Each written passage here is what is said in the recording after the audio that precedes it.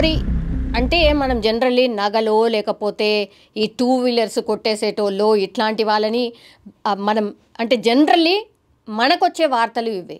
కానీ ఏకంగా హైదరాబాద్లో అంబులెన్స్ని చోరీ చేసి పారిపోతున్నటువంటి దొంగని పట్టుకునే ప్రయత్నం మాత్రం నిజంగానే ఓ సినిమా చూస్తున్నామా అన్నటువంటిది ఎవరైనా సరే ఆ రోడ్డు మీద ఆ చేజింగ్ చూసిన వాళ్లకు ఒక ఎక్స్పీరియన్స్ అయింది కూడా అని చెప్పొచ్చు. ఎందుకంటే ఈ వీడియోలో మనం స్పష్టంగా చూస్తున్నాం, పూర్తిగా అంబులెన్స్ సైరన్ని మోగిస్తూ ఎవరైతే చోరీ చేసిండో ఆయన నడుపుతున్న విధానం చూస్తే ఎవరైనా సరే షాక్ అవ్వాల్సిందే. ఆ తర్వాత ఏ యాక్సిడెంట్ జరుగుతుందో ఏమైపోతుందో అన్న టెన్షన్ మాత్రం ఆ రోడ్లో కనిపించింది.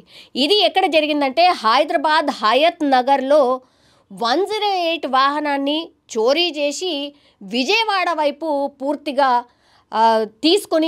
దూసుకొని వెళ్తున్నటువంటి అంబులెన్స్ చోరీ ఘటన ఇప్పుడు కలకలం క్రియేట్ చేస్తోంది. ఆ అంబులెన్స్ని డ్రైవ్ చేస్తున్న వ్యక్తి కూడా ఎంత దారుణం అంటే రోడ్డు మీద ఎట్లా నడుపుతున్నాడు అంటే ఎక్కడైనా ఎవరినైనా అంబులెన్స్తో ఒకవేళ యాక్సిడెంట్ చేస్తే వాళ్ళు స్పాట్లోనే చనిపోతారు. అంత స్పీడ్లో అంత గట్టిగా సైరన్ మోగిస్తూ పారిపోతున్న దొంగని చేసుకోవడానికి పూర్తిగా రోడ్ మీద ఏవైతే అతను అంటే ఈ చోరీ చేసినటువంటి అంబులెన్స్ ఎక్కడి నుంచి అయితే ట్రావెల్ చేసిందో అక్కడి నుంచి కూడా పోలీసులు ఆయనను వెంబడించడం, ఆ తర్వాత నెక్స్ట్ ఎక్కడైతే ఆ అంబులెన్స్ పోతున్న వేని పూర్తిగా బ్లాక్ చేసే ప్రయత్నం చేయడం, తర్వాత నెక్స్ట్ స్టేషన్ వాళ్ళని అలర్ట్ చేస్తూ వెళ్ళిన తర్వాత పూర్తిగా అతన్ని అదుపులు తీసుకోవడానికి ప్రయత్నం చేసినప్పుడు ఏఎస్ఐ చిట్యాలకు సంబంధించిన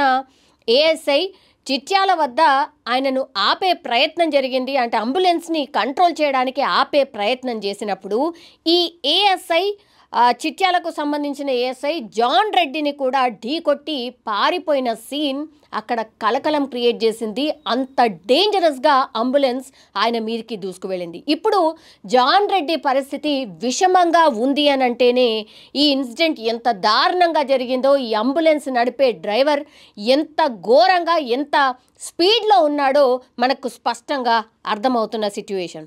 సో ఇతనైతే ఇప్పుడు జాన్ రెడ్డిని అయితే హైదరాబాద్లోని ఓ ప్రైవేట్ హాస్పిటల్స్కి హుటాహుట్న అక్కడ ఉన్నటువంటి వాళ్ళు పూర్తిగా తరలించినటువంటి పరిస్థితి. బట్ జాన్ రెడ్డి పరిస్థితి కూడా విషమంగా ఉంది.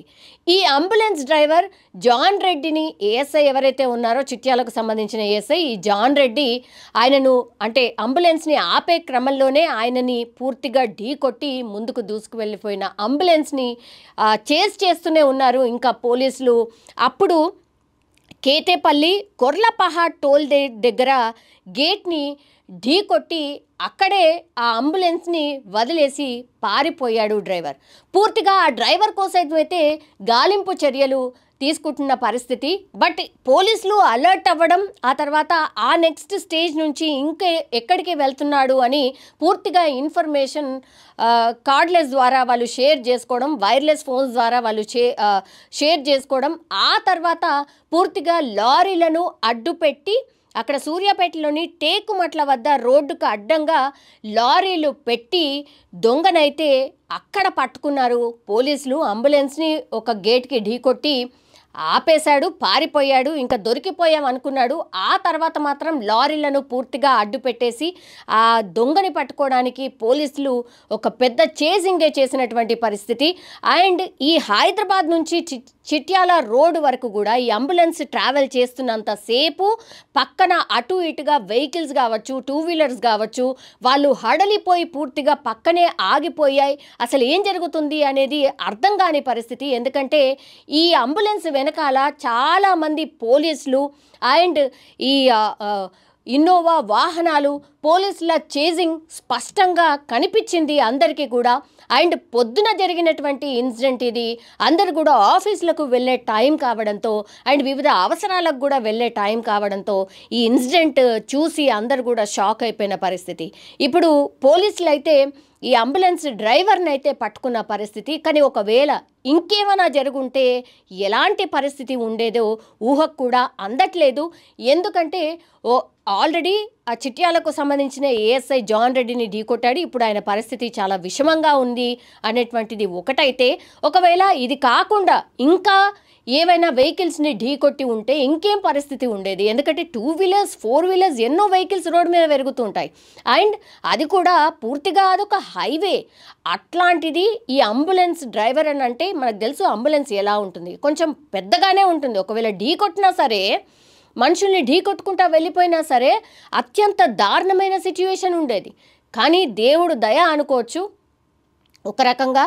కానీ ఒక ఏఎస్ఐ మాత్రం పూర్తిగా సీరియస్గా ఉన్నటువంటి సిచ్యువేషన్ అయితే కనిపిస్తోంది. కానీ ఆ పర్సన్ నిజంగానే అంటే అంబులెన్స్ని దొంగిలించాడు అని అంటే నిజంగా అవగాహన లేదా, లేకపోతే అంత ఫాస్ట్గా దూసుకెళ్ళిపోయి ఎక్కడికైనా నేను తీసుకెళ్ళిపోవచ్చు, దొంగిలించేయచ్చు అనుకున్నాడా?